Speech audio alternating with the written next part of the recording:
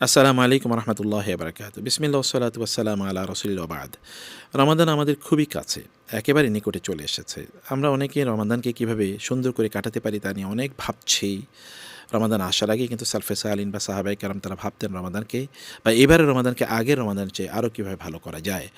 আমি আপনাদেরকে এই ক্ষেত্রে ৩টি বইয়ের কথা সাজেস্ট করব এবং বইগুলো শেখ আহমদুল্লাহ হাফিজাহুল্লাহ তিনি লিখেছেন, আবার তিনি সংকলন করেছেন এবং আসুন্নাহ ফাউন্ডেশন এগুলোকে প্রকাশ করেছে। এর মধ্যে এক নম্বরটা হচ্ছে রমাদান প্ল্যানার। আমি জানি যে আপনাদের অনেকের ঘরে রমাদান প্ল্যানার হয়তোবা আছে, আপনারা গত বছর কিনেছেন, কিন্তু এবারে রমাদান প্ল্যানারে আমি দেখেছি যে তিনি অনেক নতুন জিনিস সন্নিবেশিত করেছেন।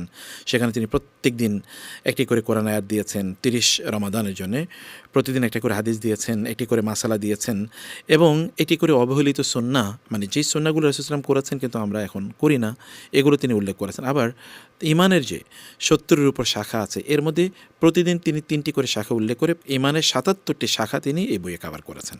অসাধারণ। আমি বিশ্বাস করি যে এই বইটা যদি আপনারা ফলো করেন তাহলে এখানে যেমনিভাবে আপনাদের রুটিনটা একেবারে ঠিক করতে পারবেন, কখন কোন ইবাদত করবেন, অথবা আপনার অন্যান্য টাইমগুলো কীভাবে ম্যানেজ করবেন, পারিবারিক সময় অথবা ধরুন ব্যবসা বাণিজ্য চাকরি বাকরি এগুলো কীভাবে ম্যানেজ করে ইবাদতের মধ্যে নিজকে আবার নিমজ্জিত রাখা যায়, মানে ইবাদত মুখর করা যায়, খুব ভিতর থেকে ঈমানকে ফিল করা যায়।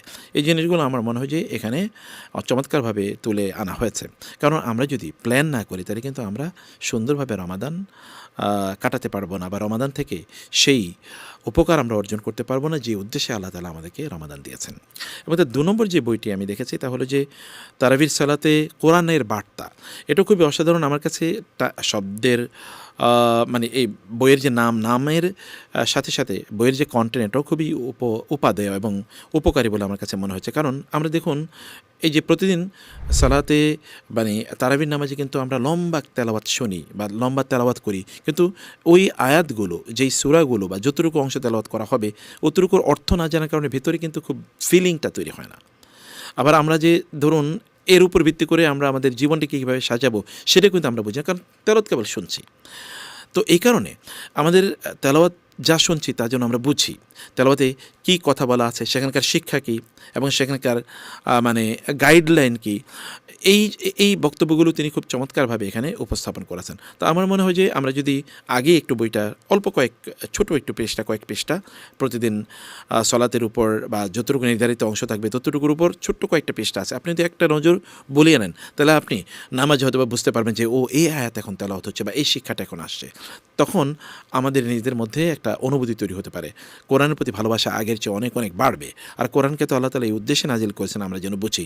অনেকে হয়তো ব্যস্ততার কারণে বা আরবি না জানার কারণে বুঝেন না, কিন্তু এই বইটা আপনাদের জন্য উপকারী হবে বলে আমি আশা করছি।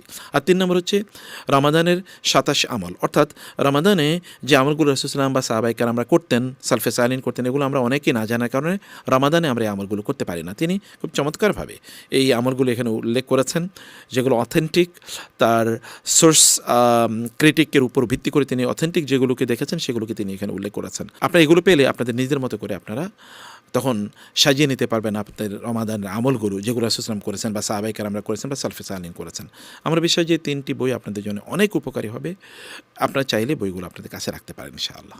আসুন্নাহ ফাউন্ডেশন, উম্মার স্বার্থে সুন্নাহর সাথে।